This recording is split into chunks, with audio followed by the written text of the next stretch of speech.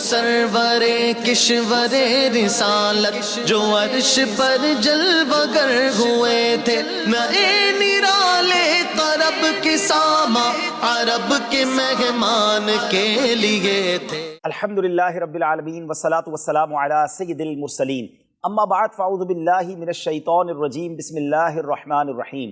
الصلاة والسلام علیک یا رسول اللہ وعلی آلک و اصحابک یا حبیب اللہ۔ ناظرین، بڑی مبارک رات شب معراج، سبحان اللہ، یہ وہ رات ہے جس رات وہ عظیم واقعہ پیش آیا کہ جب بھی عاشقان رسول اسے سنتے ہیں ان کے دل خوشی سے جھوم اٹھتے ہیں۔ سیدی اعلیٰ حضرت کیا خوب لکھتے ہیں، وہ سرور کشور رسالت جو عرش پر جلوہ گر ہوئے تھے، نئے نرالے طرب کے ساما عرب کے مہمان کے لیے تھے۔ نماز اقصیٰ میں تھا یہی سر، عیاں و معنائے اول آخر، ہے دست بستہ پیچھے حاضر، جو سلطنت آگے کر گئے تھے۔ اس عظیم واقعے کی یاد کو تازہ کرنے کے لیے آج ہمارے ساتھ قبلہ مفتی قاسم اتاری صاحب موجود ہیں، اور ان سے ہم نے انشاءاللہ قرآن و حدیث کی روشنی میں واقعہ معراج کو سمجھنا ہے۔ آپ نے ہمارے ساتھ رہنا ہے، انشاءاللہ آج آپ کو بہت کچھ نیا سیکھنے کو ملے گا۔ قرآن معراج کے بارے میں کیا فرماتا ہے، احادیث ہماری رہنمائی کیا کرتی ہیں، اس معراج میں حکمتیں کیا تھیں، آج ہم یہ بھی جانیں گے کہ معراج کی رات نبی پاک علیہ الصلوۃ والسلام نے کیا کیا مشاہدات کیے، اور یہ معراج کی رات، یہ واقعہ معراج ہم سب کو کیا میسج دیتا ہے، کیا پیغام دیتا ہے۔ اچھی نیتوں کے ساتھ کوشش کیجئے گا کہ یہ پروگرام آخر تک آپ نے دیکھنا ہے۔ قبلہ مفتی صاحب کو ہم مرحبا کہتے ہیں، حضور بڑی مبارک رات۔ سب سے پہلے تو یہ بتائیے کہ واقعہ معراج سے مسلمان کے دل میں خوشی ہوتی ہے، اس کی خاص وجہ کیا ہے؟ بسم اللہ الرحمن الرحیم۔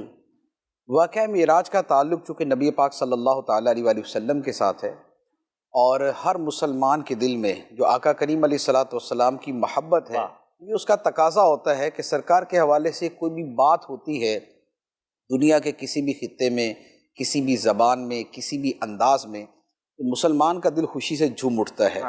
ہمارا عام مشاہدہ ہے کہ کسی دوسری زبان کے اندر بھی نعت پڑھی جائے، ہمیں اتنا پتہ ہو کہ یہ نعت ہے، اب ہمیں اس کا معنی نہیں سمجھ آ رہا ہوتا، لیکن اس کے باوجود آپ دیکھتے ہیں کہ لوگ اس پہ جھوم رہے ہوتے ہیں، اس پہ خوشی کا اظہار کر رہے ہوتے ہیں، جس کی بہت بڑی مثال قصیدہ بردہ شریف ہے۔ قصیدہ بردہ جب پڑھا جاتا ہے تو اب مثال کے طور پہ ہمارے خطے کے لوگوں کو تو اس کی عربی سمجھ نہیں آتی، لیکن اب عوام کو دیکھتے ہیں کہ جب پڑھا جاتا ہے مولا صلی وسلم دائما ابدا علی حبیبک خیر الخلق کلہم هو الحبیب الذی ترجى شفاعته لکل حول من الاحوال مقتحم محمد سید الکونین والثقلین والفریقین من عرب ومن عجم فإن من جودک الدنیا وضرتها ومن علومک علم اللوح والقلم۔ اب یہ جتنے اشعار پڑھے ہیں اس میں موسٹلی جو ہے وہ عوام کو اس کا معنی پتہ نہیں چلے گا، سوائے کہ حبیب کا لفظ پتہ چل جائے یا شفاعت کا لفظ پتہ چل جائے، لیکن چونکہ یہ پتہ ہے کہ یہ ہے سب سرکار کے بارے میں، ان کی شان نبی پاک علیہ الصلوۃ والسلام کی شان بیان ہو رہی ہے۔ تو مسلمان کا جو دل ہے اس میں جو ایمان ہے، ایمان جو ہے وہ دل میں ہوتا ہے، اور دل ہی میں محبت ہوتی ہے، اور ایمان محبت کے ساتھ ہوتا ہے، اور ایمان محبت کے بغیر نہیں ہوتا، محبت ایمان کے بغیر نہیں ہوتی۔ تو نبی پاک علیہ الصلوۃ والسلام نے فرمایا لا یؤمن احدکم حتی اکون احب الیہ من والدہ وولدہ والناس اجمعین، تم میں کوئی شخص مومن نہیں ہو سکتا جب تک میں اسے اس کے باپ، اس کی اولاد اور سارے لوگوں سے زیادہ پیارا نہ ہو جاؤں۔ تو چونکہ دل میں ایمان ہوتا ہے اور وہ ایمان محبت ہے، تو جب محبت دل میں ہے تو اب محبت سے متعلقہ کوئی بھی چیز سامنے آئے گی تو فوری طور پہ دل اس کے بارے میں ایک خوشی کے تاثرات کا اظہار کرتا ہے۔ اسی لیے آپ کو یاد ہوگا کہ ایک مرتبہ ایک ملک میں غالباً رشین جو ہے وہ اسٹیٹس کے اندر نبی پاک صلی اللہ تعالیٰ علیہ وآلہ وسلم کا پیالہ مبارک تھا، اور اسے وہ روڈ کے اوپر جو ہے وہ لے کے جا رہے تھے، اور اس کا جو استقبال ہو رہا تھا، تو وہاں پر کیا کوئی 1 2 10 20 50 100 1000 مسلمان تھے، لاکھوں مسلمان، جو روڈوں کے اوپر دونوں طرف مسلمانوں کا حال تھا، اور جو ان کا جذبہ اور ولولہ تھا، اور جو ان کے چہروں سے محبت ظاہر ہو رہی تھی، اور جو عشق ان کے چہروں سے ظاہر ہو رہا تھا، وہ آپ دیکھنے کہ وہ کیسا تھا۔ حالانکہ وہ کیا تھا کہ نبی پاک صلی اللہ تعالیٰ علیہ وآلہ وسلم نے جس پیالے کو چھوا اور جس کو اپنے لبہائے مبارکہ لگائے اور جس سے آپ نے پانی نوش فرمایا، تو بس وہ جو نسبت اور تعلق ہے، اور وہ جو تعلق لمس ہے، اس کی وجہ سے لوگ ایسے دیوانے اور ایسے بے قرار تھے، اور ان کے یوں کہہ لے کہ دل کھچے جا رہے تھے، آنکھیں تو اشکبار تھیں۔ تو یہ والا معاملہ. اسی طرح دنیا بھر میں جہاں پر نبی پاک علیہ الصلوۃ والسلام کے تبرکات ہوتے ہیں تو آپ وہاں لوگوں کی کیفیت دیکھیں. مدینہ منورہ کیا ہے؟ سرکار علیہ الصلوۃ والسلام کے قدمین لگنے کی جگہ ہے، لیکن اس مدینے کی طرف دل کیسے کھنچتے ہیں. وے خنک شہرے کے آنجا دل برست. واہ واہ. کیا ٹھنڈا کیا خوبصورت شہر ہے کہ جہاں دلبر رہتا ہے، جہاں سرکار رہتے ہیں. تو اصل الاصول جو اس کے پیچھے وجہ ہے وہ نبی پاک علیہ الصلوۃ والسلام کے ساتھ محبت ہے.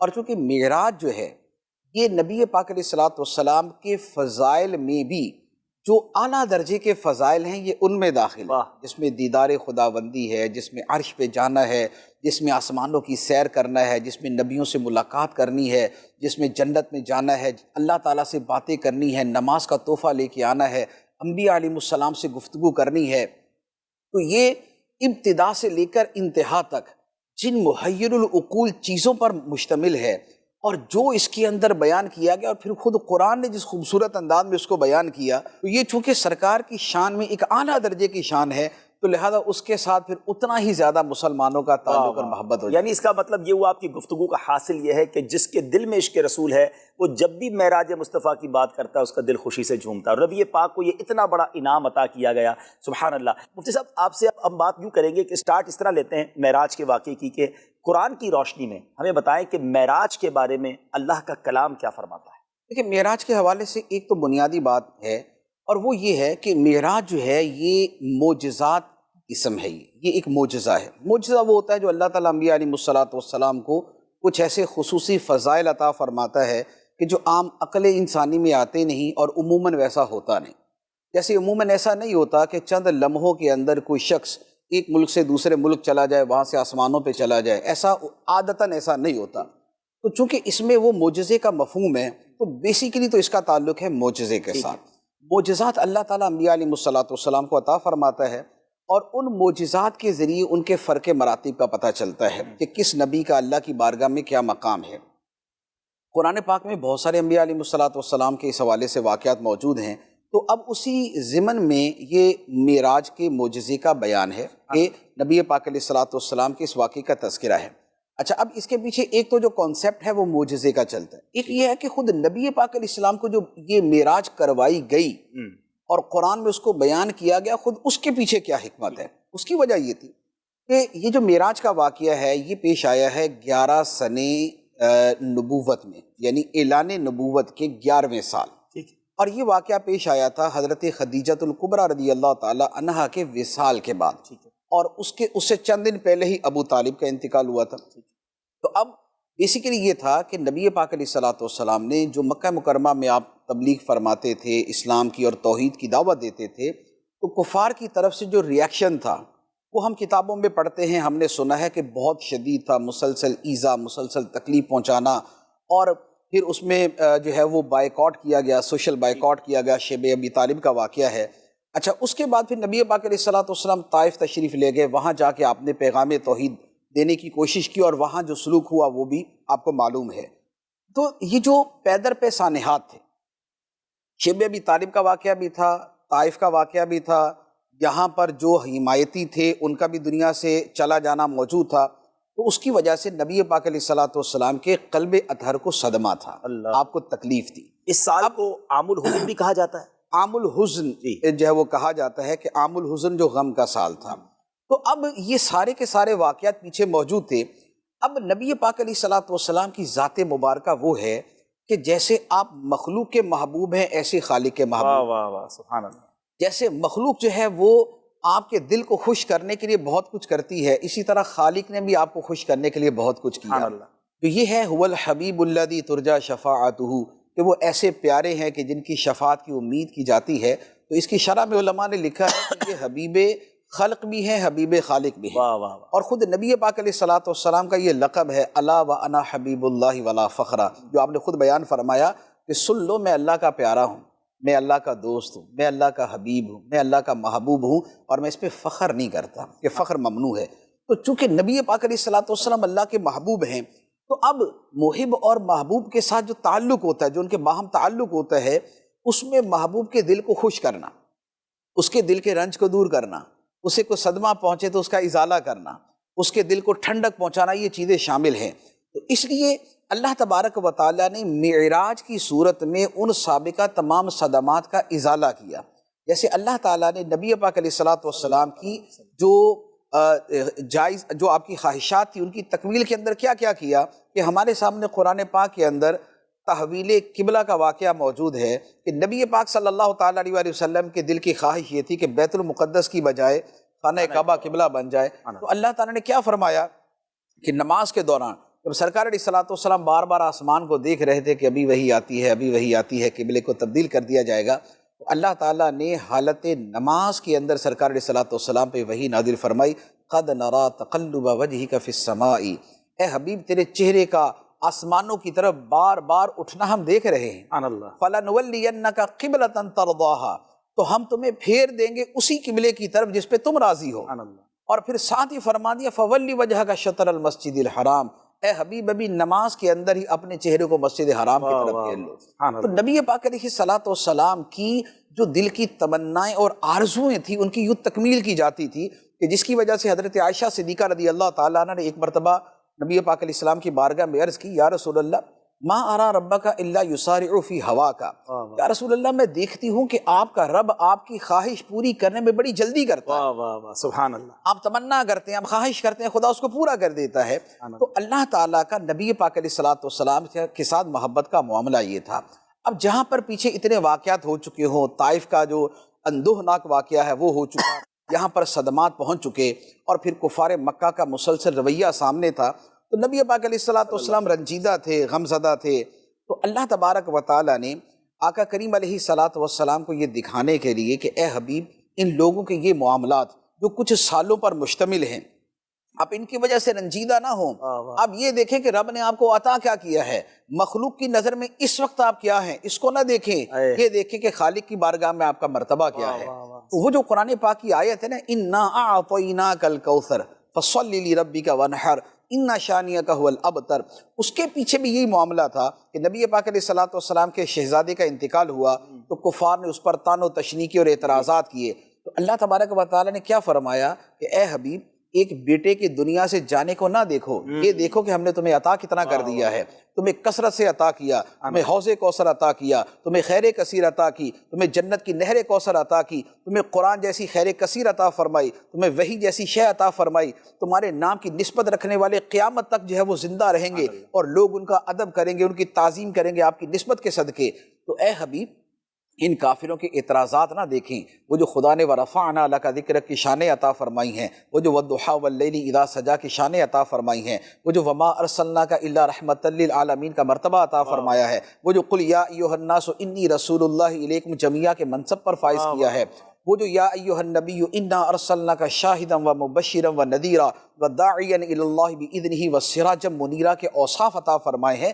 تو رب کی عطائیں دیکھیں، ان لوگوں کی ان حرکتوں پہ نظر نہ کریں. تو یہ جو پیچھے کا سارا واقعات تھے، ان واقعات کا جو صدمہ ہے وہ دل سے دھونے کے لیے اور وہ جو اس کا غبار دل پہ تھا اسے صاف کرنے کے لیے اللہ تبارک و تعالیٰ نے رات کے چند گھڑیوں کے اندر یہ جو معراج کا معجزہ کروایا ہے وہ نبی پاک علیہ الصلوۃ والسلام کی تسکین کے لیے تھا. یہ بیسیکلی اصل اس کا بیک گراؤنڈ بنتا ہے. ایک اس کی جہت معجزے کی ہے اور ایک اس کے پیچھے جو پورے واقعات کا تسلسل ہے وہ یہ والا ہے کہ نبی پاک علیہ الصلوۃ والسلام کی خوشی کی خاطر کلہم یطلبون رضائی وانا اطلب رضاک یا محمد، اے محمد ساری مخلوق تو میری رضا چاہتی ہے، میں تیری رضا چاہتا ہوں.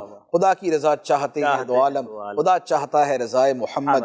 زہ عزت و اعتلاء محمد کہ ہے عرش حق زیر پائے محمد. تو یہ وہ والا سارے کا سارا ایک سین ہے، یہ وہ والا سارا منظر ہے، پورا سینیریو ہے کہ جس میں یہ معراج کروائی گئی. اب اس میں قرآن میں جہاں پر ذکر ہے ماشاءاللہ آپ نے تو بہت کمال کا ایک تسلسل بتایا. شاید ناظرین بہت بار معراج کا واقعہ سنا ہوگا مگر اس انداز میں کہ ریزن کیا تھا، حکمتیں اور بھی ہم پوچھیں گے مفتی صاحب سے، لیکن نبی پاک کے دل میں گویا خوشی داخل کرنے کے لیے، غم کو تسکین میں بدلنے کے لیے یہ عظیم و شان سفر ہوا. تو ذکر قرآن میں اس واقعے کا ذکر کہاں موجود ہے؟ قرآن مجید میں اس واقعے کا ذکر جو ہے وہ 3 جگہ پہ ہے.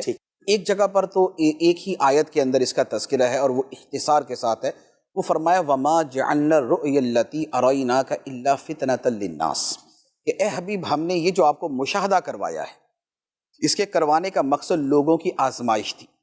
کہ اس طرح کے ایک محیر العقول واقعے کے بعد، ایک انتہائی حیرت انگیز واقعے کے بعد لوگوں کی حالت کیا ہوتی ہے، کفار اس کے اندر کیسا ریاکشن دکھاتے ہیں، اور جو آپ کا کلمہ پڑھنے والے ہیں خود وہ کتنا ثابت قدم رہتے ہیں۔ تو فتنۃ للناس، یہ لوگوں کا امتحان تھا، لوگوں کی آزمائش تھی۔ یہاں پر جو رؤیا کا لفظ ہے تو اس کے بارے میں علماء نے لکھا ہے، مفسرین نے لکھا ہے کہ یہاں پر اس سے مراد معراج کے مشاہدات ہیں۔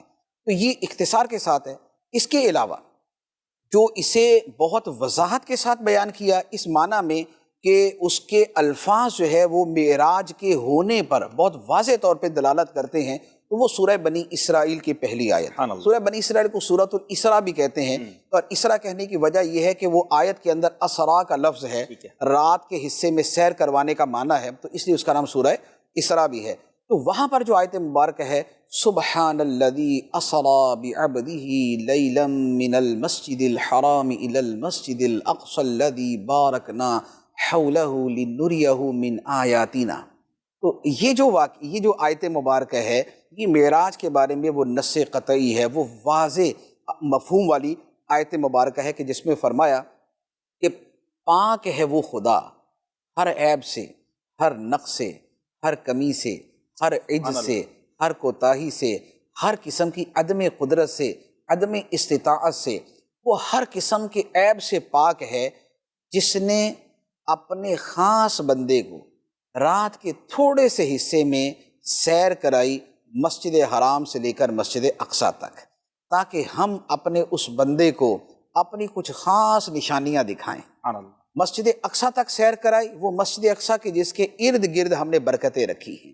تو یہ وہ آیت مبارکہ ہے کہ جو مسجد حرام سے مسجد اقصیٰ تک کو بیان کرتی ہے، اور مسجد اقصیٰ سے جو آگے کی بات ہے اسے اشارتاً بیان کرتی ہے لنریہ من آیاتنا، کیونکہ سیر کا یہ جو حصہ ہے یہ تو ایک نارمل ہے کہ یہاں سے وہاں گئے اور درمیان میں چند ایک چیزیں ہوئیں، لیکن وہ جو لفظ لنریہ من آیاتنا ہے وہ اس کو مزید وسیع کر دیتا ہے کہ اللہ تعالیٰ کی آیات کا مشاہدہ، اگرچہ درمیان میں چند مشاہدات وہ موجود ہیں، لیکن جو مشاہدات اس کے بعد کے ہیں وہ ہیں کہ جن کے اوپر کہا جائے لنریہ من آیاتنا، تاکہ ہم انہیں اپنی نشانیاں دکھائیں۔ تو ایک تو معراج کے حوالے سے یہ آیت مبارکہ ہے، دوسرا سورہ نجم کے اندر اس کے بارے میں تواتر اور تسلسل کے ساتھ آیات مبارکہ ہیں، اور وہ کثیر آیات ہیں۔ وَالنَّجْمِ إِذَا هَوَىٰ مَا ضَلَّ صَاحِبُكُمْ وَمَا غَوَىٰ وَمَا يَنطِقُ عَنِ الْهَوَىٰ إِنْ هُوَ إِلَّا وَحْيٌ يُوحَىٰ عَلَّمَهُ شَدِيدُ الْقُوَىٰ ذُو مِرَّةٍ فَاسْتَوَىٰ وَهُوَ بِالْأُفُقِ الْأَعْلَىٰ ثُمَّ دَنَا فَتَدَلَّىٰ فَكَانَ قَابَ قَوْسَيْنِ أَوْ أَدْنَىٰ فَأَوْحَىٰ إِلَىٰ عَبْدِهِ مَا أَوْحَىٰ مَا كَذَبَ الْفُؤَادُ مَا رَأَىٰ أَفَتُمَارُونَهُ عَلَىٰ مَا يَرَىٰ وَلَقَدْ رَآهُ نَزْلَةً أُخْرَىٰ عِندَ سِدْرَةِ الْمُنتَهَىٰ عِندَهَا جَنَّةُ الْمَأْوَىٰ إِذْ يَغْشَى السِّدْرَةَ مَا يَغْشَىٰ مَا زَاغَ الْبَصَرُ وَمَا طَغَىٰ لَقَدْ رَآىٰ مِنْ آيَاتِ رَبِّهِ الْكُبْرَىٰ۔ تو یہ وہ آیات کا تسلسل ہے کہ جس میں شروع سے لے کر آخر تک مسلسل معراج درجہ بدرجہ بڑھتا جاتا ہے، اس کے مقامات درجہ بدرجہ بڑھتے جاتے ہیں، اس کے مشاہدات کا بیان ہے، اس میں سیر کہاں تک ہوئی، اس کے اندر کیا دیکھا گیا، رب نے کیسی وحی کی، اس وحی کے وقت کا منظر کیا تھا۔ تو یہ سارے کا سارا جو ہے یہ یہاں پر بیان کیا گیا۔ تو یہ سورہ نجم کی آیات ہیں کہ جن کے اندر معراج کے واقعے کو پھر مزید تفصیل کے ساتھ سبحان اللہ، سبحان اللہ۔ آیات قرآن کس پیارے انداز میں مفتی صاحب نے بیان کی، گویا ایک خوبصورت گلدستہ ہے جس کی مہک عاشقان رسول جو ہے وہ محسوس کر سکتے ہیں۔ معراج کے سفر کو سبحان اللہ رب نے کس پیارے انداز میں قرآن میں بیان کیا۔ اس کو اور مزید آپ مفتی صاحب سے سمجھیں گے۔ معجزے کا آپ نے ذکر تو کیا، لیکن کیا معجزہ انبیاء کے ساتھ خاص ہے یا عام لوگوں کے ساتھ بھی معجزات ہو سکتے ہیں؟ دیکھیں، معجزے کا جو لفظ ہے نا وہ تو انبیاء علیہ السلام کے ساتھ ہی خاص ہے۔ ٹھیک ہے، ہاں یہ ہے کہ اگر کسی اور سے بھی کوئی ایسی شے ظاہر ہو کہ جو عام طور پہ عقل انسانی میں نہیں آتی اور عموماً ویسا نہیں ہوتا، تو وہ افراد کے اعتبار سے اس کے لیے لفظ جدا ہو جاتا ہے۔ ٹھیک ہے، جیسے مثال کے طور پہ اگر کوئی شخص اگر ایسے ہاتھ کرے اور اس کے ہاتھ میں فوراً کوئی پھل آ جائے، کوئی بے موسم کا پھل آ جائے، یا غیب سے اس کے ہاتھ میں کوئی چیز آ جائے، اب اگر یہ کرنے والا اگر تو کوئی صالحین اور اولیاء کرام میں سے ہے تو اس کو کرامت کہا جاتا ہے۔ ٹھیک ہے، اگر نیک آدمی ہے تو اس کو معونت، یعنی یہ خدا کی طرف سے اس کی مدد ہوگی، اسے مدد کہا جاتا ہے۔ اگر بالفرض کوئی فاسق فاجر یا کافر کوئی ایسا تماشا دکھا دے تو اسے استدراج کہا جاتا ہے، ٹھیک ہے۔ اچھا، پھر نبی کے حوالے سے بھی دو جہتیں ہوتی ہیں، ایک ہوتی ہے کہ اس کے اعلان نبوت سے پہلے ایسا واقعہ ہو، دوسرا ہوتا ہے اعلان نبوت کے بعد ایسا واقعہ ہو۔ اگر اعلان نبوت سے پہلے ہو تو اسے ارہاس کہا جاتا ہے، ارہاس۔ جیسے نبی پاک علیہ الصلوۃ والسلام کے ہم بچپن کے واقعات سنتے ہیں کہ بادل آپ پہ سایہ کرتے تھے، یا بچپن کے اندر بھی آپ کے قلب اطہر کو چیرا گیا، شرح صدر ہوا، اور اس میں جو ہے وہ علوم اور حکمت رکھی گئی۔ تو یہ جو واقعات جو اعلان نبوت سے پہلے کے ہیں انہیں ارہاس کہتے ہیں، اور جو اعلان نبوت کے بعد کے ہوتے ہیں انہیں معجزہ کہا جاتا ہے۔ تو معجزہ جو ہے یہ لفظ انبیاء علیہم الصلوۃ والسلام کے ساتھ ہی خاص ہے، اور ہر نبی کو ہی معجزہ دیا جاتا ہے، کسی کو کوئی، کسی کو کوئی، کسی کو کوئی۔ مختلف انبیاء علیہم الصلوۃ والسلام کے معجزات مختلف ہیں۔ جیسے قرآن پاک کے اندر بھی دیکھیں تو حضرت عیسیٰ علیہ الصلوۃ والسلام کے معجزات کی اپنی فہرست ہے۔ وہ قرآن مجید میں نے فرمایا انی اخلق لکم من الطین کہیۃ الطیر فانفخ فیہ فیکون طیرا باذن اللہ وابرئ الاکمہ والابرص واحیی الموتى باذن اللہ وانبئکم بما تاکلون وما تدخرون فی بیوتکم۔ تو اب وہاں پر انہوں نے اپنے معجزات کا بیان کر دیا کہ میں مٹی سے ایک صورت بناتا ہوں، اس میں پھونک مارتا ہوں وہ پرندہ بن جاتی ہے، میں اندھوں کو بینا کر دیتا ہوں، میں کوڑیوں کو شفا یاب کر دیتا ہوں، میں مردوں کو زندہ کر دیتا ہوں، میں تمہارے گھروں میں جو تم کھا کے آتے ہو اور جو رکھ کے آتے ہو میں دونوں تمہیں بتا سکتا ہوں، کیا کھا کے آئے ہو اور کیا چھپا کے آئے ہو۔ تو اب یہ معجزات یہ حضرت عیسیٰ علیہ الصلوۃ والسلام کے بیان کیے گئے۔ حضرت موسیٰ علیہ الصلوۃ والسلام کے معجزات وہ اپنے ہیں، اس میں ید بیضا ہے کہ آپ کا دست مبارک روشن ہو جاتا تھا کہ جیسے سورج روشن ہوتا ہے، یا آپ کا عصا مبارک تھا کہ آپ اس کے ساتھ بہت سارے کام بھی کرتے تھے، اور اس کے علاوہ آپ نے فرعون کے سامنے جب اس کو رکھا تھا اژدہا بن گیا تھا، جادوگروں کے سامنے رکھا تھا اژدہا بن کے ان کے سارے سانپ کھا گیا تھا۔ تو آپ علیہ الصلوۃ والسلام کو یہ معجزات عطا کیے گئے۔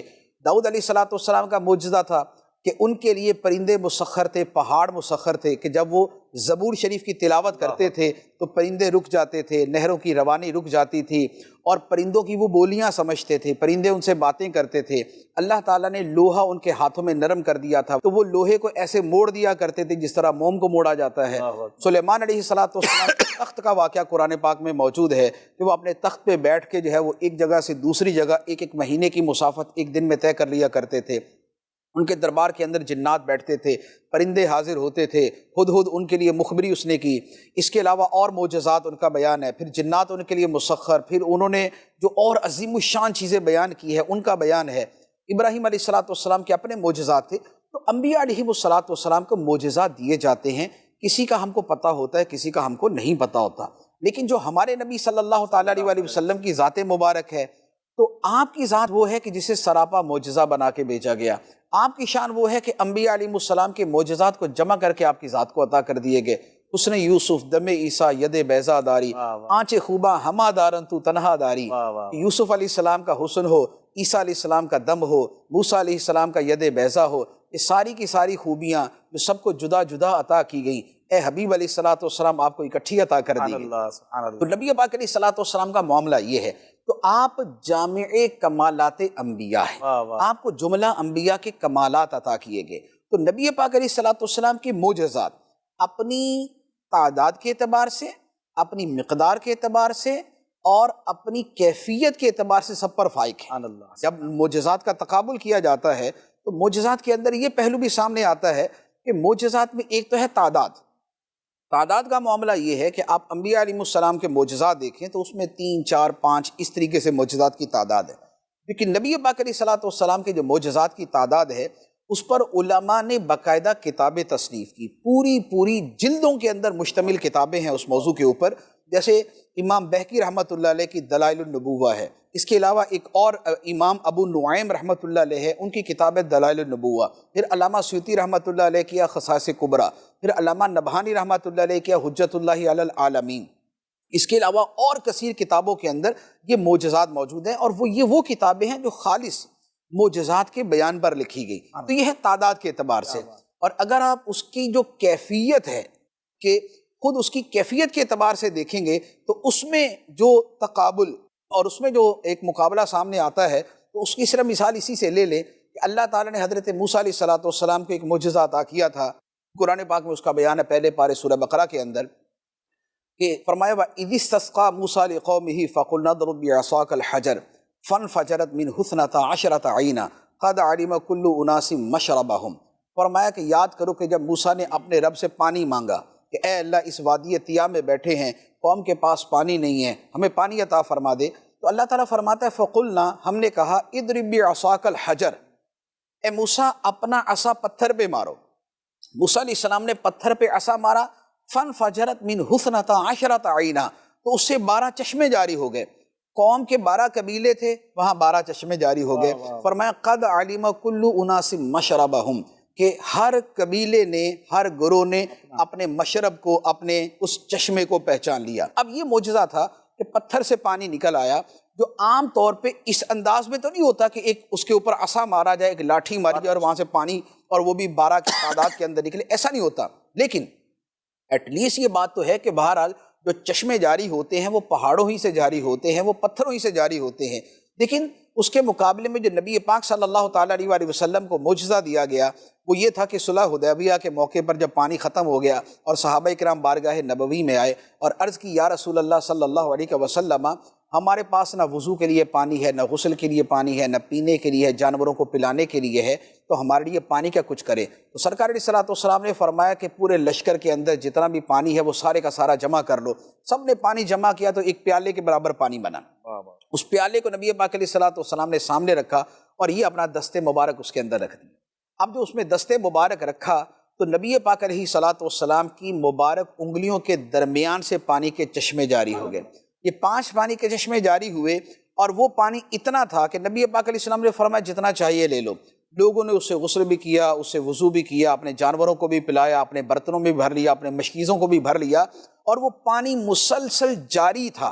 حضرت انس رضی اللہ تعالیٰ عنہ جو راوی ہیں ان سے سوال ہوا کہ اے انس یہ بتائیں کہ آپ لوگ کتنے تھے جن کو پانی سے سیراب کیا گیا؟ تو انہوں نے جواب دیا کہ ہم تھے تو 1400، لیکن اگر ہم 1,00,000 بھی ہوتے تو وہ پانی ہم سب کو کفایت کر جاتا۔ تو اب یہ جو معجزہ ہے کہ انگلیوں سے پانی کے چشمے جاری ہو جائیں، اگر اس کی کیفیت اور اس کی نوعیت کو دیکھیں تو یہ ان پتھروں سے نکلنے والے پانی سے بڑھ کر ہے۔ تو اعلیٰ حضرت علی رحمہ اس پہ فرماتے ہیں نا کہ انگلیاں ہیں فیض پر، ٹوٹے ہیں پیاسے جھوم کر، ندیاں پنجاب رحمت کی ہیں جاری واہ واہ۔ تو نبی پاک صلی اللہ تعالیٰ علیہ وسلم کے جو معجزات ہیں وہ اپنی مقدار اور اپنی کیفیت دونوں کے اعتبار سے دوسروں سے برتر ہیں۔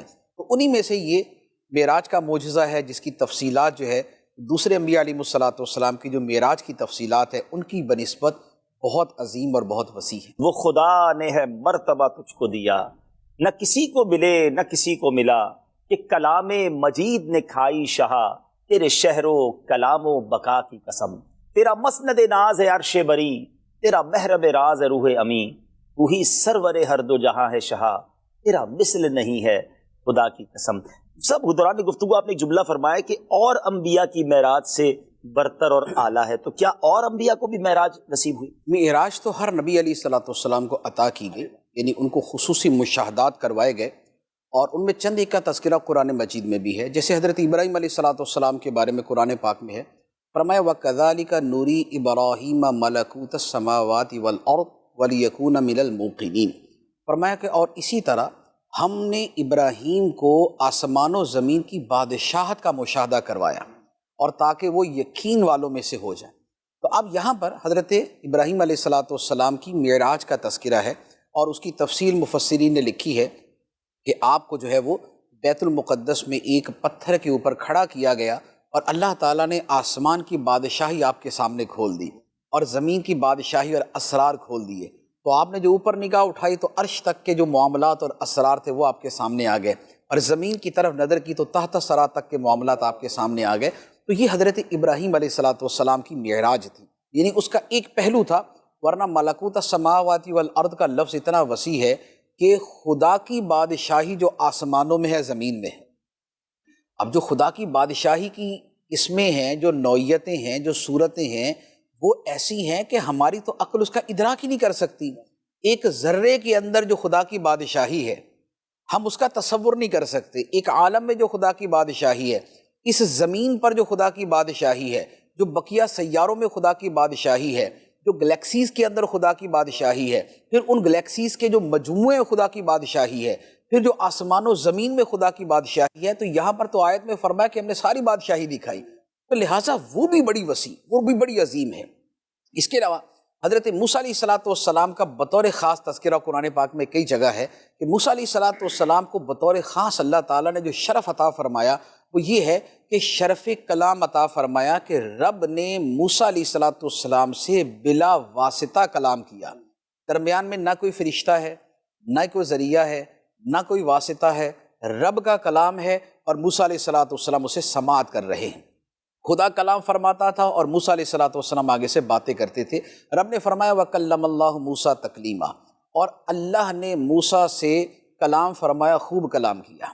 تو اب یہ موسیٰ علیہ السلام کا کلام جو ہے یہ ان کی معراج ہے، کیونکہ معراج کے اندر بلندی ہے، معراج میں رفعت ہے، معراج میں علو ہے، معراج میں مقامات کی بلندی ہے، معراج کے اندر وہ چیزیں ہیں کہ جو پہلے نہیں ہوتی تھی اور اب وہ سامنے آتی ہیں۔ تو حضرت موسیٰ علیہ السلام نے رب سے کلام کیا اور یہ کلام بارہا کیا گیا۔ اور پھر اس کلام کا ایک بڑا خوبصورت واقعہ قرآن پاک میں موجود ہے کہ جب اللہ تعالیٰ نے موسیٰ علیہ السلام پہ یہ کرم کیا، یہ فضل کیا کہ کلام کیا، تو لازمی بات ہے کہ یہ بات تو ایک ذہن میں آتی ہے نا کہ خدا کی بارگاہ میں میرا کتنا مقام ہے کہ اللہ نے مجھے منتخب کیا، مجھے کتاب عطا فرمائی، مجھے رسالت کے منصب پر فائز کیا، مجھے بنی اسرائیل کی طرف رسول بنایا، اور اس کے ساتھ اللہ تعالیٰ نے بلا واسطہ اپنی ساری مخلوق میں سے مجھ سے کلام کیا۔ تو اب یہ جو اعزازات تھے، یہ جو اکرام تھا، یہ جو شرف تھا، تو اس کے پیش نظر موسیٰ علیہ السلام نے رب کی بارگاہ میں عرض کی کہ مولا اتنا کرم کیا تو اپنا دیدار بھی کرا دے، کلام تو عطا کر دیا ہے، اپنا دیدار کا بھی شرف عطا فرما دے۔ تو اللہ تعالیٰ فرماتا ہے کہ موسیٰ علیہ السلام نے کہا ربی ارنی انظر الیک، اے مولا مجھے اپنا آپ دکھا، میں تجھے دیکھنا چاہتا ہوں، میں تجھے دیکھوں۔ تو اللہ تعالیٰ نے فرمایا لن ترانی، اے موسیٰ تم مجھے نہیں دیکھ سکو گے۔ پھر اس کے بعد اللہ تعالیٰ نے فرمایا، یہاں یہ ہے وَلَٰكِنِ انظُرْ إِلَى الْجَبَلِ، اس پہاڑ کی طرف دیکھو، میں اپنی تجلی اس پہاڑ پہ ڈالوں گا، اگر یہ پہاڑ میری تجلی کو برداشت کر گیا، اگر یہ پہاڑ میری تجلی کو برداشت کر گیا تو تم میرا دیدار کر لو گے۔ تو اب اس کے بعد قرآن فرماتا ہے فَلَمَّا تَجَلَّىٰ رَبُّهُ لِلْجَبَلِ جَعَلَهُ دَكًّا وَخَرَّ مُوسَىٰ صَعِقًا، جب موسیٰ کے رب نے پہاڑ پہ تجلی ڈالی تو رب فرماتا ہے کہ پہاڑ ریزہ ریزہ ہو گیا اور موسیٰ بے ہوش ہو کے زمین پہ گر گئے۔ تو ایک تجلی جو تھی وہ پہاڑ برداشت نہیں کر سکا اور موسیٰ علیہ السلام بھی اس جلوے کی تاب نہ لا سکے، لیکن ایٹ لیسٹ اس میں جو موسیٰ علیہ السلام کا مقام ہے، جو خدا سے بات ہے، جو خدا کی بارگاہ میں عرض معروض کرنے کا حوصلہ ہے، جو رب کی طرف سے ان پہ فضل و کرم ہے، اور رب نے یہ نہیں فرمایا کہ اس درخواست کو لپیٹا جاتا ہے اور نہیں اس کے بارے میں کچھ نہیں ہوگا، اس بات کو آگے بڑھایا، اس بات کو آگے تک کیا۔ پھر اللہ تعالیٰ نے موسیٰ علیہ السلام سے جو کلام کیا ہے اس کلام کا تذکرہ بھی قرآن پاک میں موجود ہے، یعنی کلام کا کچھ حصہ موجود ہے کہ جب پہلی مرتبہ حضرت موسیٰ علیہ السلام اپنی زوجہ کے ساتھ جا رہے تھے، راستے کے اندر آگ کی ضرورت پڑی، دور میں روشنی نظر آئی، وہاں روشنی کے پاس گئے تو جا کے دیکھا تو وہ تو ایک نور ہے، وہ ایک درخت تھا جہاں پر روشنی تھی اور وہ آگ نہیں تھی، تو اس میں سے آواز آئی انی انا اللہ رب العالمین، میں اللہ ہوں رب سارے جہانوں کا۔ تو موسیٰ علیہ السلام سے جب بات ہوئی تو اللہ تعالیٰ نے کیا بات فرمائی؟ فرمایا ما تلک بیمینک یا موسیٰ، اے موسیٰ تیرے ہاتھ میں کیا ہے؟ موسیٰ علیہ السلام نے آگے سے عرض کی ہی عصایا، یہ میری لاٹھی ہے، اتوکا علیہا واحش بہا علی غنمی ولی فیہا معارب اخرى، کہ یا اللہ یہ میری لاٹھی ہے، اس کے اوپر سہارا بھی لے لیتا ہوں، اس سے بکریوں کے لیے پتے بھی جھاڑ لیتا ہوں، اور بھی بہت سارے کام اس سے میں لے لیتا ہوں۔ تو یہ جو رب سے کلام ہوا، اللہ تعالیٰ نے اس کلام کو بھی قرآن مجید کے اندر بیان کر دیا۔ تو یہ موسیٰ علیہ السلام کا مقام، اور یہ حقیقت میں ان کی معراج ہے، کیونکہ معراج کیا ہے؟ معراج کسی شرف کو پانا ہے، اس سے بڑھ کے اور کیا شرف ہوگا کہ موسیٰ علیہ السلام رب سے باتیں کر رہے ہیں، اور باتوں کی نوعیت کیسی ہے کہ ظاہری اعتبار سے وہ عام سی باتیں ہیں، لیکن رب اپنے اس بندے سے اتنا پیار کرتا ہے اور اس کو اتنا عزت دیتا ہے اور اس کو اتنا شرف عطا فرماتا ہے کہ اس سے وہ باتیں کر رہے ہیں، موسیٰ تیرے ہاتھ میں کیا ہے؟ موسیٰ تیرے ہاتھ میں کیا ہے؟ اور موسیٰ علیہ السلام عرض کرتے ہیں کہ یا اللہ میری لاٹھی ہے، یہ کام کرتا ہوں اس کے ساتھ۔ تو یہ کلام، پھر اس کے بعد وہ جو طور پہ کلام ہوا اور وہاں پر جو ساری گفتگو میں نے ابھی عرض کی ہے، تو یہ جو ہے یہ حضرت موسیٰ علیہ السلام کی معراج تھی۔ تو یہ وہ معراج کے چند ایک واقعات ہیں جو اور انبیاء علیہ السلام کے بارے میں قرآن مجید۔ اب یہاں کلیم اللہ ہیں حضرت موسیٰ علیہ السلام، بڑا شرف ملا اللہ سے بات کرنے کا، کلام کرنے کا، تو پھر حبیب اللہ کی شان کیا ہے؟ سبحان اللہ، کہ یہاں کلام کیا جا رہا ہے اور پھر جیسے آپ نے کہا کہ تمنا کی کہ دیدار کروایا جائے اور وہ دیدار نہ کر سکے، اور نبی پاک کو تو گویا خود بلوایا جا رہا ہے۔ سبحان اللہ۔ اس اعلیٰ حضرت کا شعر ہے نا حضور کے، تبارک اللہ شان تیری، تجھی کو زیبا ہے بے نیازی، کہیں تو وہ جوش لن ترانی، کہیں تقاضے وصال کے تھے۔ تو اب کچھ ہمیں سمرائز کر کے کچھ واقعہ معراج بھی یقیناً یہ ایک پروگرام میں تو ناظرین بہت ساری باتیں نہیں ہو سکتی ہیں، ایک لمیٹڈ ٹائم کا پروگرام ہے، انشاءاللہ امید ہے کہ اب مفتی صاحب سے وقت لے کر اگلے مہینوں میں شعبان میں بھی اور رمضان میں بھی ٹاپکس لے کر آئیں گے اور بہت خوبصورت انشاءاللہ گفتگو جاری رہے گی۔ سب کچھ سمرائز کیجئے کہ جو معراج کا واقعہ ہے، کیونکہ ہم چاہیں گے کہ معراج کے واقعے کی کچھ جو خاص باتیں ہیں وہ ہم تک ہمیں پتہ چل جائیں، اور پھر اس کے بعد ہم انشاءاللہ چاہیں گے کہ میسج آف معراج، امت کو آج کی رات کیا نیت کرنی چاہیے، اور نبی پاک کو جو معراج کی رات خاص انعامات ملے اس میں ہمارے لیے میسج کیا ہے۔ تو پہلے کچھ واقعہ معراج کو مختصر سمرائز کر دیجیے۔ دیکھیے، معراج کا واقعہ جو ہے اسے بہت سے لوگوں نے بہت سے انداز میں بیان کیا ہے، اس پر عربی اردو میں کتابیں موجود ہیں، اسے اشعار کی صورت میں، نعتوں کی صورت میں بیان کیا۔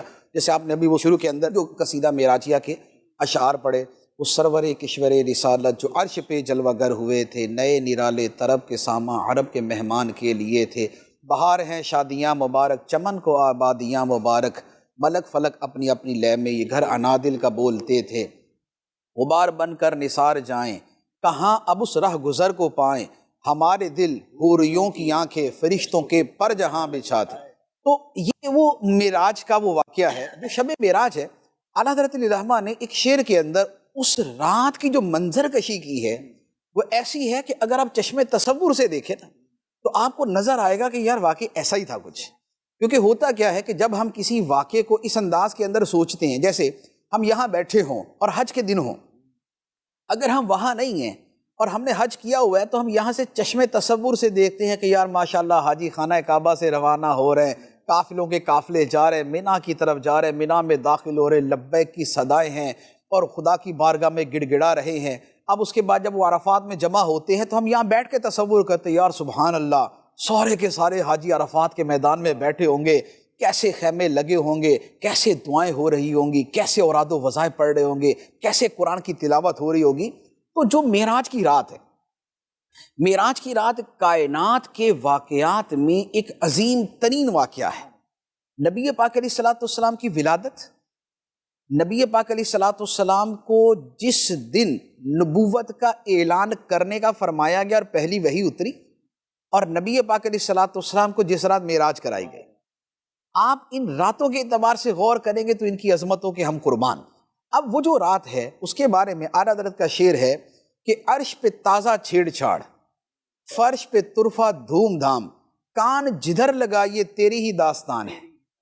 یہاں زمین کے اوپر فرشتے اترے ہوئے ہیں اور نبی پاک علیہ الصلوۃ والسلام کو لے کے جانا ہے، وہاں سارے رستے سجے ہوئے ہیں، آسمان پہ ہر فرشتہ منتظر ہے، سب کو پروٹوکول پہلے سے سمجھا دیا گیا ہے کہ نبی آخر الزماں تشریف لائیں گے، جبرائیل امین علیہ السلام خادم بن کے ساتھ ہوں گے، براق کی سواری ہوگی، دروازہ کھٹکھٹایا جائے گا، نبی پاک علیہ الصلوۃ والسلام دروازہ نہیں کھٹکھٹائیں گے، ساتھ میں جیسے خادم کے طور پہ بھیجا گیا ہے وہ دروازہ کھٹکھٹائیں گے۔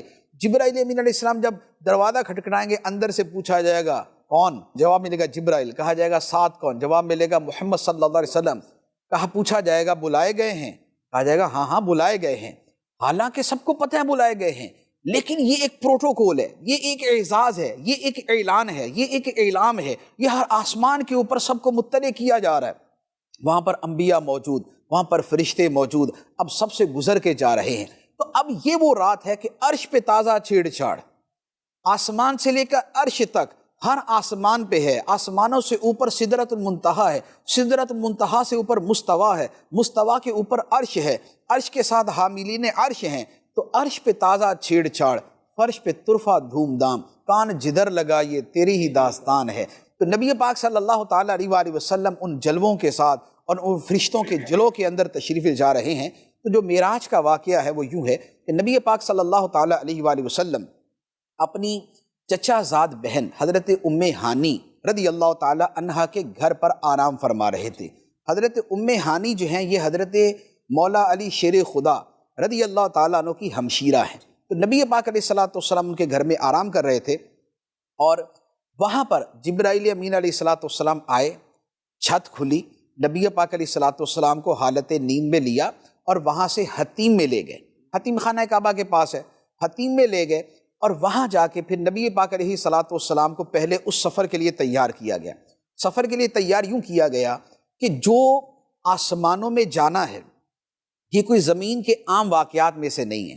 آسمانوں کا کھلنا، آسمانوں کو پار کرنا، فرشتوں کو ہزاروں لاکھوں کی تعداد میں فرشتوں کو دیکھنا، پھر اس کے علاوہ جو اسرار الہیہ کا کھلنا تھا، جو سدرۃ المنتہا کے پاس جانا تھا، پھر اس سے بالا جانا تھا، جنت کی سیر کرنی تھی، جہنم کا مشاہدہ کرنا تھا، عرش پہ جانا تھا، رب سے ملاقات کرنی تھی، رب کا دیدار کرنا تھا، وہ جو انوار چھائے ہوئے ان انوار کو برداشت کرنا تھا۔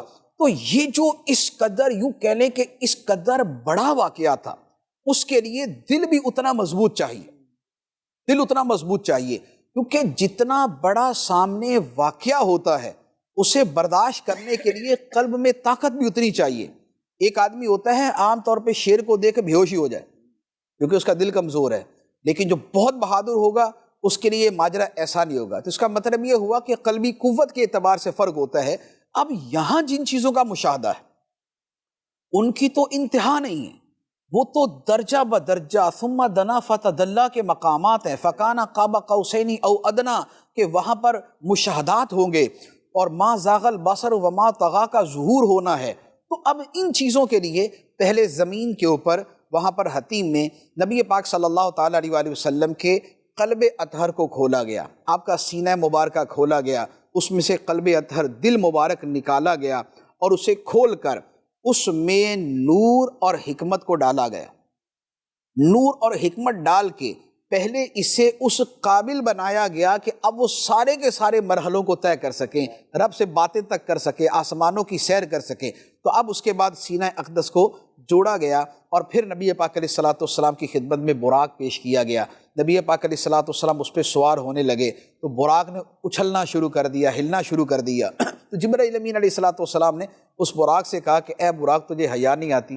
تجھے پتہ نہیں ہے ساری کائنات کی افضل ہستی تجھ پہ سواری کرنے والی ہیں؟ تو وہ بھی خوشی سے جھوم رہا تھا۔ نبی پاک صلی اللہ علیہ وآلہ وسلم کے حوالے سے گفتگو سن کے ساکن ہو گیا، سرکار علیہ الصلاۃ والسلام اس پہ جلوہ فرما ہوئے، اور اب وہ براق کا سفر شروع ہوا۔ اور اس کے سفر کی رفتار کا عالم یہ تھا کہ جہاں اس کی نگاہ پڑتی تھی وہاں اس کا قدم جاتا تھا، جہاں نگاہ پڑتی تھی وہاں قدم جاتا تھا۔ تو اب یہ سفر شروع ہوا مسجد حرام سے، اس کا پہلا مرحلہ تھا مسجد حرام سے لے کر مسجد اقصیٰ تک کا۔ اس مسجد حرام سے مسجد اقصیٰ تک کے درمیان کے کئی واقعات، نبی پاک صلی اللہ تعالیٰ علیہ وآلہ وسلم نے 3 مقامات پہ نماز ادا فرمائی۔ سب سے پہلے ایک جگہ آئی، جبرائیل امین علیہ الصلاۃ والسلام نے عرض کی یا رسول اللہ یہاں 2 رکعت نماز پڑھی۔ نبی پاک علیہ الصلاۃ والسلام نے نماز پڑھی اور پوچھا کہ اے جبرائیل یہ کیا ہے؟ عرض کی یا رسول اللہ یہ آپ کی ہجرت گاہ ہے، یہ مدینہ ہے جہاں پر آپ نے ہجرت کر کے آنا ہے، تو وہاں نماز پڑھائے گی۔ وہ نخلستان، وہ کھجوروں کا وہ علاقہ تھا۔ اس کے بعد آگے ایک اور مقام آیا، ایک پہاڑ تھا۔ جبرائیل امین علیہ الصلاۃ والسلام نے عرض کی یا رسول اللہ یہاں بھی نماز پڑھی، سرکار نے نماز ادا فرمائی۔ پوچھا اے جبرائیل یہ کون سی جگہ ہے؟ عرض کی یا رسول اللہ یہ طور سینا ہے جہاں موسیٰ علیہ السلام نے رب سے کلام کیا تھا۔ 2 رکعت وہاں پڑھی۔ اس کے بعد آگے جب بیت المقدس میں پہنچے وہاں پر ایک جگہ آئی، جبرائیل امین علیہ الصلاۃ والسلام نے پھر عرض کی یا رسول اللہ نماز پڑھی، سرکار نے 2 رکعت نماز ادا فرمائی۔ پوچھا یہ کون سی جگہ ہے؟ عرض کی یہ بیت اللحم ہے، یہ حضرت عیسیٰ علیہ الصلاۃ والسلام کی ولادت والی جگہ ہے، حضرت عیسیٰ علیہ الصلاۃ والسلام یہاں پیدا ہوئے تھے۔ تو ایک تو یہ 3 نمازوں کا معاملہ ہوا۔ دوسرا مسلم شریف کی حدیث مبارک ہے، نبی پاک صلی اللہ تعالیٰ علیہ وآلہ وسلم فرماتے ہیں کہ معراج کی رات میں حضرت موسیٰ علیہ الصلاۃ والسلام کی قبر کے پاس سے گزرا جو ایک سرخ رنگ کے ٹیلے کے پاس تھی، اور میں نے موسیٰ علیہ السلام کو دیکھا کہ اپنی قبر میں کھڑے نماز پڑھ رہے ہیں، یصلی فی قبرہ، وہ اپنی قبر میں نماز پڑھ رہے ہیں۔ تو نبی پاک علیہ الصلاۃ والسلام نے سلام کیا اور اس کے بعد آگے تشریف لے گئے۔ اب اس کے بعد آگے جا کے وہ جو براق تھا اسے وہاں پر ایک جگہ پہ ایک چٹان کے کنارے جو ہے وہ باندھا گیا، اور اس کے بعد پھر مسجد میں تشریف لے گئے۔ جب مسجد میں تشریف لے گئے اب وہاں پر جملہ انبیاء علیہم الصلاۃ والسلام بنفس نفیس موجود تھے، تمام انبیاء علیہم السلام، آدم علیہ السلام سے لے کر عیسیٰ علیہ الصلاۃ والسلام موجود۔ اب وہاں پر سرکار گئے، صفیں بندی ہوئی ہیں، صفوں میں انبیاء علیہم السلام کھڑے ہیں۔ اس سے افضل جماعت کائنات میں نہ کبھی ہوئی نہ ہوگی۔ جس مسجد میں، جس جماعت کے اندر جملہ شرکاء اللہ کے نبی ہیں اور سارے نبی ہیں، سارے کے سارے نبی وہاں موجود ہیں، وہاں جبرائیل امین علیہ الصلاۃ والسلام نے نبی پاک علیہ الصلوۃ والسلام کو عرض کی یا رسول اللہ مصلی امامت پہ آپ تشریف لیں۔ نبی پاک علیہ السلام مصلی امامت پر گئے، نماز پڑھائی، نماز کے بعد پھر خطبات کا سلسلہ شروع ہوا۔ حضرت ابراہیم علیہ السلام نے خطبہ دیا، حضرت موسیٰ علیہ السلام نے، حضرت عیسیٰ علیہ السلام نے، حضرت داؤد علیہ السلام نے، اس طرح چند انبیاء نے خطبے دیے، اور آخر کے اندر نبی پاک علیہ الصلوۃ والسلام نے خطبہ دیا کہ حمد ہے اس رب کے لیے جس نے مجھے رحمت للعالمین بنایا، جس نے مجھے اول و آخر بنایا، جس نے میری امت کو بہترین امت بنایا، جس نے میری امت کو امت وسط بنایا۔ تو نبی پاک علیہ السلام نے جب یہ خطبہ دیا تو اس کے آخر میں حضرت ابراہیم علیہ الصلوۃ والسلام نے کہا بہذا فضلکم محمد، کہ اے انبیاء کے گروہ، انہی فضائل کی وجہ سے محمد صلی اللہ علیہ وآلہ وسلم تم سب سے فضیلت لے گئے۔ فاق النبیین فی خلق و فی خلق ولم یدانہ فی علم ولا کرم۔ تو یہ خطبہ ہوا، اور اس کے بعد پھر وہاں سے اگلا سفر شروع ہوا، اور وہ وہاں سے آسمانوں کی طرف سفر تھا، اور آسمانوں کا سفر بھی اسی براق کے ذریعے تھا، لیکن وہ لمحات کے اندر سارے کے سارے فاصلے طے کرتا ہوا، پہلے آسمان پہ، وہاں سے دوسرے آسمان پہ، وہاں سے تیسرے آسمان پہ۔ اور یہ جو آسمانوں کی سیر تھی، ان سب کے اندر ہر آسمان پہ دروازہ کھٹکھٹایا گیا، اندر سے پوچھا گیا، دروازہ کھولا گیا۔ جبرائیل امین علیہ الصلوۃ والسلام ایسا خادم کے ساتھ ہیں، نبی پاک علیہ السلام وہاں پر گئے۔ اب پہلے آسمان پہ حضرت آدم علیہ السلام سے ملاقات ہوئی، دوسرے پہ حضرت یحییٰ علیہ السلام، حضرت عیسیٰ علیہ السلام سے، تیسرے پہ حضرت یوسف علیہ السلام سے، چوتھے پر حضرت ادریس علیہ السلام سے، پانچویں پر حضرت ہارون علیہ السلام سے، چھٹے پر حضرت موسیٰ علیہ السلام سے، ساتویں پر حضرت ابراہیم علیہ السلام سے ملاقات ہوئی۔ تو یہ انبیاء علیہم السلام سے ملاقاتیں کرتے ہوئے یوں سرکار تشریف لے گئے۔ تو اب یہاں پر معراج جو ہے ایک اور راز سے پردہ کھولتا ہے، وہ یہ ہے کہ اللہ تعالیٰ کے جو کائنات کے اسرار ہیں ان تک ہماری عقل کبھی بھی ان کی انتہا تک نہیں پہنچ سکتی۔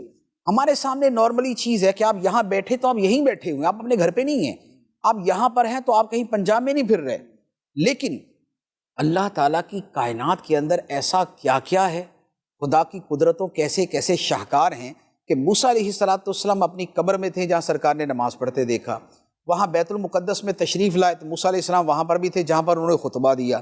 اس کے بعد نبی پاک علیہ السلام آسمانوں پر تشریف لے گئے تو چھٹے آسمان پہ پھر حضرت موسیٰ علیہ السلام موجود ہے، ابراہیم علیہ السلام یہاں بھی ہیں اور ساتویں آسمان پر بھی ہیں، عیسیٰ علیہ السلام یہاں مسجد اقصیٰ میں بھی ہیں، اس کے ساتھ دوسرے آسمان پر بھی ہیں۔ تو یہ جو ہے یہ چیزیں بیان کرتی ہیں کہ جو انبیاء علیہم السلام کا معاملہ ہے، جو خدا کے پیاروں اور مقربین کا معاملہ ہے، وہ عام انسانوں سے ہٹ کر ہے، وہ ان سے مختلف ہے۔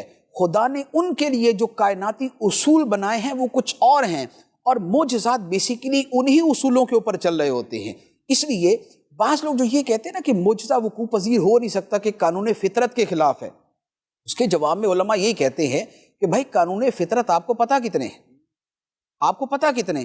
آج سے 100 سال پہلے ہمیں یہ موبائل کے بارے میں نہیں پتا تھا، اب موبائل کا قانون ہمارے سامنے آ گیا تو پتہ چلا یہ بھی قانون فطرت ہے کہ موبائل کے ذریعے بغیر کسی تار کے، بغیر کسی کیبل کے بات ہو سکتی ہے۔ اس طرح اگلے زمانے میں جا کے کچھ اگلے اللہ تعالیٰ کے قوانین فطرت ہمارے سامنے ظاہر ہو جائیں گے۔ تو یہ جو انبیاء علیہ السلام کے معاملات، یہ جو اولیاء کرام کے معاملات، یہ جو فرشتوں کے معاملات جن کے ذریعے خدا کائنات کے امور کی تدبیریں فرماتا ہے، جن کے ذریعے آسمان و زمین کا نظام چلتا ہے، جن کے بارے میں فرماتا ہے فالمدبرات امرا، ان فرشتوں کی قسم جو ساری دنیا، ساری کائنات کے کاموں کی تدبیر کرتے ہیں، تو ان اصولوں کے اوپر یہ معجزات اور یہ معراج کا سلسلہ چلتا ہے۔ تو یہ 7ویں آسمان تک کا معاملہ ہے۔ اب 7ویں آسمان سے اوپر کا جو سفر شروع ہوا، وہاں پر جبرائیل امین علیہ السلام ساتھ تھے، اور یہ گئے سدرۃ المنتہا تک۔ سدرۃ المنتہا وہ ہے کہ جس کے بارے میں فرماتا ہے عند سدرۃ المنتہا عندہا جنت المأویٰ۔ سدرۃ المنتہا وہاں پر ہے کہ جنت المأویٰ اس کے قریب ہے۔ تو جنت المأویٰ جو ہے یہ سدرۃ المنتہا کے پاس ہے، وہاں تک نبی پاک علیہ السلام گئے، اور وہاں پر جن جلووں کا مشاہدہ کیا اور وہاں پر جو معاملات ہوئے اسے رب فرماتا ہے اذ یغشی السدرۃ ما یغشی، جب چھا رہا تھا سدرہ پر جو چھا رہا تھا۔ اس آیت کی تفسیر کے اندر حضرت حسن بصری رحمۃ اللہ علیہ، حضرت عبداللہ بن عباس رضی اللہ تعالیٰ عنہ یہ فرماتے ہیں کہ یہاں پر جن انوار کے چھانے کا تذکرہ ہے وہ رب العالمین کے انوار تھے، وہ رب العالمین کے انوار تھے۔ وَلَقَدْ رَآهُ نَزْلَةً أُخْرَى عِنْدَ سِدْرَةِ الْمُنْتَہَا، یہ رب کے دیدار کی بات ہے کہ سدرۃ المنتہا کے پاس پہلے بھی رب کا دیدار کیا، دوسری مرتبہ بھی رب کا دیدار کیا، اور اس دیدار کی کیفیت کے اندر یہ ہو رہا تھا اِذْ یغشی السِّدْرَةَ مَا یغشا، اس سدرہ پہ چھا رہا تھا جو چھا رہا تھا، اور رب کے انوار تھے، اور وہ رب کے جو ہے وہ جلوے تھے جو وہاں پر چھا رہے تھے، اور وہاں پر وہ معاملہ ہوا جو رب نے فرمایا فَأَوْحَى إِلَىٰ عَبْدِهِ مَا أَوْحَى، اللہ نے اپنے بندے کی طرف وحی فرمائی جو وحی فرمائی۔ موسیٰ علیہ السلام کی باتیں خدا نے قرآن میں بیان فرما دی، لیکن جو نبی پاک علیہ السلام سے باتیں ہوئی ہیں وہ قرآن کے اندر بیان نہیں فرمائی۔ اس کی دو وجہ ہے۔ ایک وجہ تو یہ ہے کہ موسیٰ علیہ السلام سے جو گفتگو تھی وہ مختصر تھی، جتنی دیر وہاں گئے اتنی دیر وہ بات ہوئی، لیکن نبی پاک علیہ السلام کی جو باتیں ہیں وہ مختصر نہیں۔ کیوں؟ اس لیے کہ خود معراج جو رات کے چند لمحوں میں ہوا، وہ رات کے تو چند لمحے تھے، لیکن اپنی حقیقت کے اعتبار سے وہ ہزاروں سالوں پر مشتمل تھے، کیونکہ اس میں جتنا کچھ ایک سیکوینس میں چل رہا ہے، جو اس میں ٹریول ہے، وہ اتنا بڑا ہے کہ اس کے لیے برسوں چاہیے، اس کے لیے ہزاروں برس چاہیے۔ تو یہاں پر اگرچہ یہ معاملہ تھا کہ لیلن، ایک رات کا مختصر سا حصہ تھا، لیکن وہاں کے عالم کے اندر تو نہ جانے کتنے سال گزر چکے تھے۔ تو اب اس پوری سیر کا جو سب سے مین جو پرپس تھا، جو سب سے مین کام تھا، وہ تو خدا سے باتیں کرنا تھا۔ باقی ساری چیزوں کو سرکار نے اگر دیکھا تو ان چیزوں کا شرف ہے کہ نبی پاک علیہ السلام نے ان کو دیکھا ہے، انبیاء علیہ السلام سے ملاقات کی تو یہ سرکار کا شرف ہوا یا ان کا شرف ہوا؟ فرشتوں کو اگر دیکھا تو یہ سرکار کا شرف ہے یا فرشتوں کا شرف ہے؟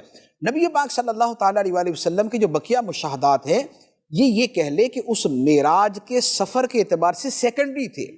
جو اصل الاصول چیز تھی، جو پرائمری چیز تھی، جو اس کے اندر مین چیز تھی، وہ تو ما زاغ البصر وما طغیٰ تھا، وہ تو ثم دنا فتدلی تھا، فکان قاب قوسین او ادنیٰ تھا، لقد رآ من آیات ربہ الکبریٰ تھا۔ تو وہ والے معاملات تھے۔ تو جو شے سب سے مین ہے، سب سے اہم ہے، سب سے بنیادی ہے، اس میں جتنا وقت گزرا ہوگا وہ ہوگا کہ جہاں پر وقت کا تصور ہی ختم ہو جاتا ہے، کہ وہ زمان اور وقت سے وہ جگہ ہی پاک ہے۔ وہی لا مکان کے مکی ہوئے، سر عرش تخت نشیں ہوئے، وہ نبی ہیں جن کے ہے یہ مکان، وہ خدا ہے جس کا مکان نہیں۔ تو وہ مکان بھی ختم، وقت بھی ختم، اور وہاں پر نبی پاک علیہ السلام اپنے رب سے باتیں کر رہے ہیں۔ تو اب ان باتوں کی جو تفصیل بنتی ہے، جو گفتگو کی وسعت بنتی ہے، وہ اتنی زیادہ ہے کہ اس کا ایک حصہ بھی جو ہے وہ پوری طرح بیان نہیں ہو سکتا۔ تو قرآن مجید کے اندر اسے بیان نہیں فرمایا گیا، بلکہ ابہام کے لفظ اور عموم کے لفظ کے ساتھ بیان فرما دیا۔ فَأَوْحَى إِلَىٰ عَبْدِهِ مَا أَوْحَى، رب نے اپنے عبد کی طرف وحی فرمائی جو وحی فرمائی۔ اس میں ابہام ہے ہمارے لیے، اور اس میں عموم ہے نبی پاک علیہ السلام کے لیے۔ اب وہ ساری وسعت تو ایک تو یہ تھا۔ دوسرا یہ ہے کہ نبی پاک علیہ السلام سے جو گفتگو ہوئی، وہ گفتگو جو ہے وہ ان اشیاء کے بارے میں نہیں تھی کہ جن اشیاء کا عام لوگوں کو علم دیا جاتا ہے۔ جو مخلوق کو فرمایا گیا وَمَا أُوتِيتُم مِّنَ الْعِلْمِ إِلَّا قَلِيلًا، تمہیں تو بہت تھوڑا سا علم دیا گیا ہے۔ وہاں کی جو گفتگو تھی وہ تو اسرار الہیہ تھے، وہ معارف الہیہ تھے، وہ حجابات عظمت اٹھنے کے بعد تھے، وہ عرش کے حجابات اٹھنے کے بعد تھے۔ تو نبی پاک علیہ السلام کی وہ گفتگو ان چیزوں پر مشتمل ہے کہ جس کا علم جو ہے وہ ہم جیسوں کے لیے جو ہے وہ سزاوار ہی نہیں ہے کہ ہم اس کو سن سکیں اور اسے ہم سمجھ سکیں، تو لہذا اسے قرآن پاک کے اندر بیان نہیں کیا گیا۔ تو یہ نبی پاک علیہ السلام کا وہ جو عرش تک کا جو سفر تھا، یہ وہ والا ہے۔ پھر اب اسی کے اندر آگے جو تفصیل ہے وہ یہ ہے کہ سدرۃ المنتہا کے پاس جنت المأویٰ ہے۔ جنت المأویٰ کی جو چھت ہے وہ اللہ کا عرش ہے، جو عرش کا نچلا حصہ ہے وہ جنت کی چھت ہے۔ تو نبی پاک علیہ السلام کو وہاں سے جنت لے جایا گیا۔ سرکار علیہ السلام جنت میں گئے اور جنت میں مشاہدات کیے، جنت کے بارے میں، جنت کے اندر کی چیزوں کے بارے میں۔ اب اس کی ایک کثیر تفصیل ہے، خود جنت کیسی ہے، اس کی مٹی مشک کی ہے، اس میں جو سنگریزے بجری ہیں وہ موتیوں کے ہیں، کہ دنیا کے اندر موتی قیمتی ترین چیز ہے اور جنت کے اندر وہ بجری کے طور پہ استعمال ہے۔ تو جنت کے اندر یہ مشک کی مٹی ہے۔ پھر نبی پاک علیہ السلام نے جنت کے اندر 4 نہریں دیکھی، ایک پانی کی، ایک دودھ کی، ایک شہد کی، ایک شراب کی۔ یہ وہ 4 نہریں ہیں کہ جنہیں اللہ تعالیٰ نے قرآن پاک کے اندر بیان فرمایا ہے۔ مثل الجنت التی وعد المتقون فیہا انہار من ماء غیر آسن وانہار من لبن لم یتغیر طعمہ وانہار من خمر لذۃ للشاربین وانہار من عسل مصفى۔ تو یہ 4 نہریں جن کا قرآن پاک میں بیان ہے، ان 4 نہروں کا نبی پاک علیہ السلام نے وہاں پر مشاہدہ فرمایا۔ اچھا، پھر ان 4 نہروں کے ساتھ ایک اور چیز کا مشاہدہ فرمایا، اور وہ یہ تھی کہ اس کے بارے میں فرمایا کہ وہاں ایسا تھا کہ جیسے خیمے ہوں، اور وہ خیمہ ایسا کہ جیسے ایک بہت بڑا موتی ہو اور وہ اندر سے کھوکھلا ہو، تو گویا وہ خیمہ جو ہے وہ موتی کا بنا ہوا، اور انتہائی شفاف پانی وہاں پر بہہ رہا ہے۔ نبی پاک علیہ السلام نے پوچھا، اے جبرائیل یہ کیا ہے؟ عرض کی یا رسول اللہ، نہر کوثر ہے، یہ نہر کوثر ہے جہاں کا پانی حوض کوثر میں جائے گا۔ تو یہ جنت کی نہر کوثر کا پانی حوض کوثر میں جائے گا، اور یہ وہ کوثر ہے جس کے بارے میں فرماتا ہے انا اعطیناک الکوثر، اے حبیب بے شک ہم نے تجھے حوض کوثر عطا کر دیا، تمہیں نہر کوثر عطا کر دی۔ تو وہ نہر کوثر اور حوض کوثر کا نبی پاک علیہ السلام نے مشاہدہ کیا۔ پھر اس کے بعد مختلف ہستیوں کے جنتی محلات، ان کے جنتی مکانات نبی پاک علیہ السلام نے دیکھے۔ اسی میں وہ واقعہ ہے جو بخاری شریف میں ہے کہ نبی پاک علیہ السلام نے حضرت سیدنا بلال حبشی رضی اللہ تعالیٰ عنہ کے قدموں کی آہٹ سنی کہ آپ چل رہے ہیں، حالانکہ وہ زمین کے اوپر چل رہے تھے اور وہ اپنے وضو کے لیے تہجد کی نماز کے لیے اٹھے ہوئے تھے۔ تو نبی پاک علیہ السلام نے واپسی پوچھا کہ اے بلال، تمہارا وہ کون سا عمل ہے کہ جس کی وجہ سے میں نے تمہارے قدموں کی آہٹ جنت میں سنی؟ تو بلال حبشی رضی اللہ تعالیٰ نے عرض کی کہ یا رسول اللہ، عمل تو یہ ہے کہ جب میرا وضو ٹوٹ جاتا ہے تو وضو کر لیتا ہوں، اور جب وضو کر لیتا ہوں تو 2 رکعت نماز بھی پڑھ لیتا ہوں۔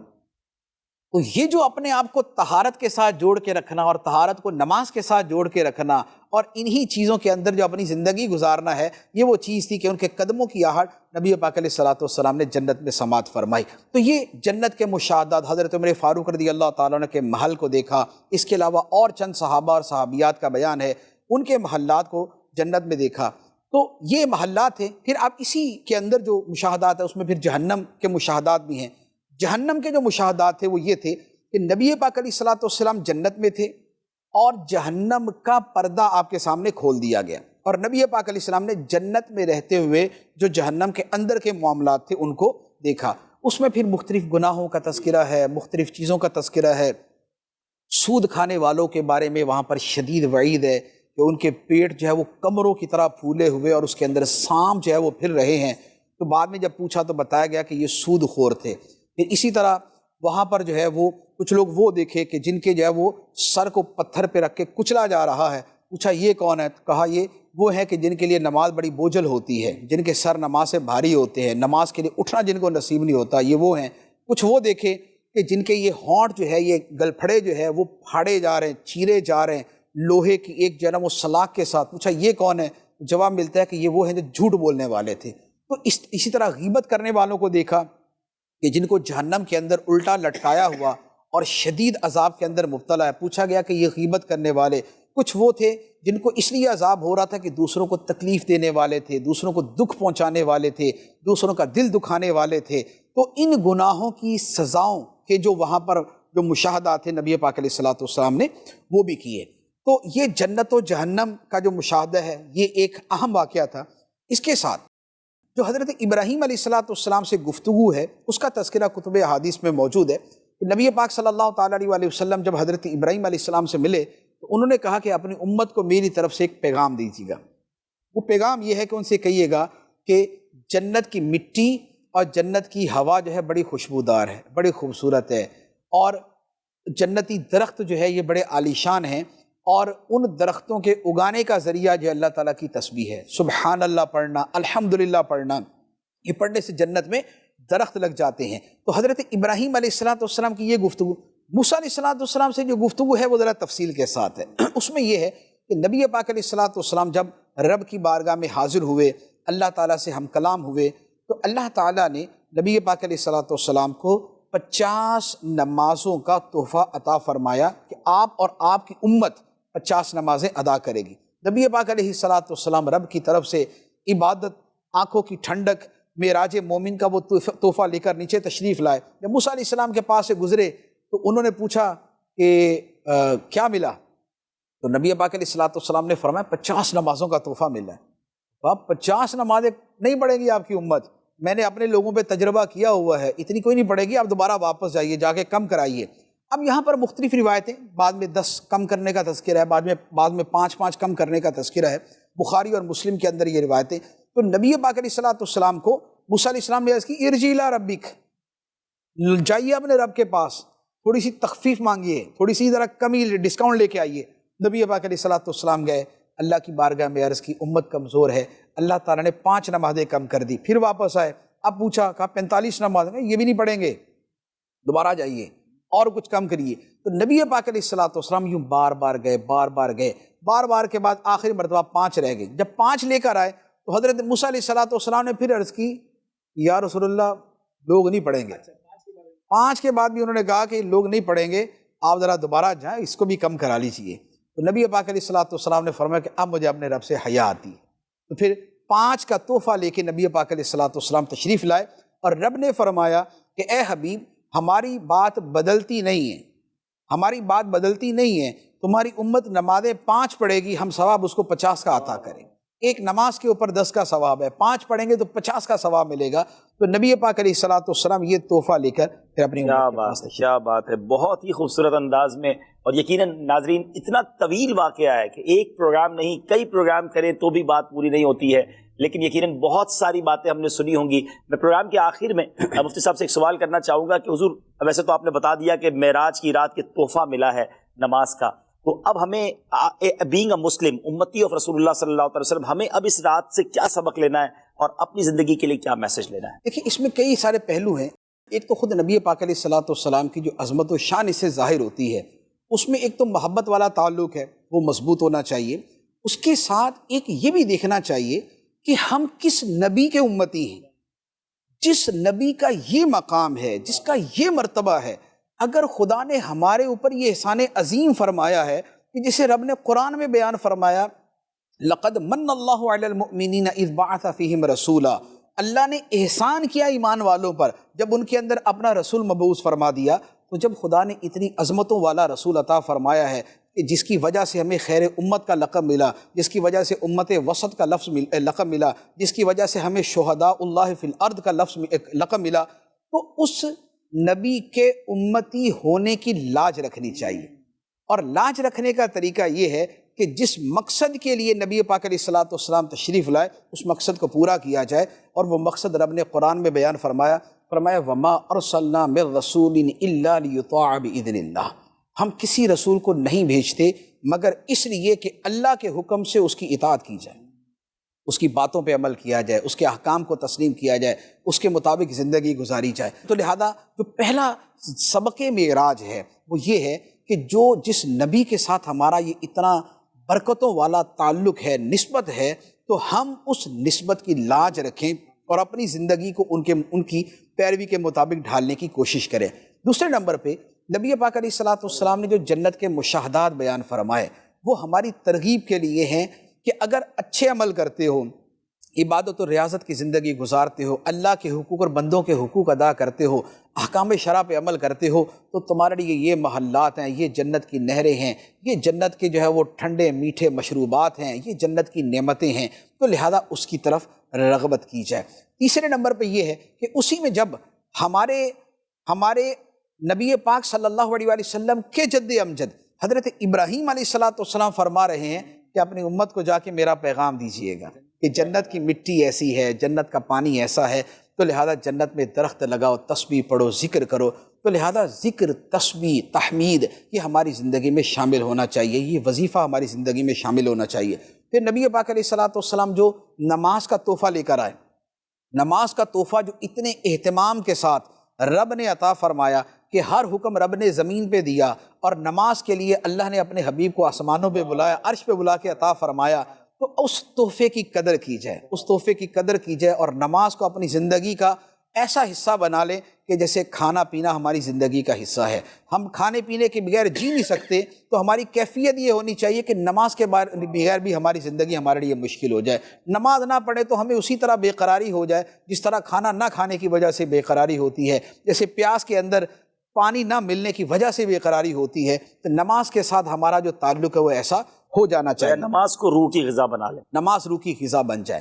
پھر اس کے ساتھ یہ ہے کہ نبی پاک علیہ الصلوۃ والسلام نے جو جہنم کے مشاہدات بیان فرمائے اور جو جہنم کی جو اعمال بیان کیے کہ جن کی وجہ سے جہنم میں جو ہے معاذ اللہ جانا ہو سکتا ہے، عذاب ہو سکتا ہے، جس میں جھوٹ بولنا ہے، غیبت کرنا ہے، کسی کا دل دکھانا ہے، نمازیں ترک کرنا ہے، اور سود کھانا ہے، بدکاری کرنا ہے، گانے بازی اور میوزک اور ان چیزوں کے اندر پڑنا ہے، تو یہ والے جو اعمال ہیں ان سے بچا جائے، تاکہ نبی پاک علیہ الصلوۃ والسلام نے جو ہمیں مشاہدہ کر کے آ کے بتایا کہ یہ حال ہوگا، اگر یہ عمل کرو گے تو یہاں جانا پڑے گا اور یہ انجام ہوگا، تو پھر ان اعمال سے، ان گناہوں سے اور ان برے کاموں سے اپنے آپ کو بچانا چاہیے۔ سبحان اللہ، سبحان اللہ۔ امید ہے ناظرین آپ نے بہت کچھ سیکھا ہوگا، کچھ نیتیں بھی کی ہوں گی، اور آج یہ نیت تو سبھی کر لیں کہ آج کے بعد ہماری کوئی نماز قضا نہیں ہوگی، اور جن گناہوں کے بارے میں احادیث کے ذریعے ہم نے سنا اس سے اپنے آپ کو بچانے کی کوشش کرنی ہے۔ میں رب کریم سے دعا گو ہوں اللہ کریم شب معراج کی برکتیں ہم سب کو عطا فرمائے۔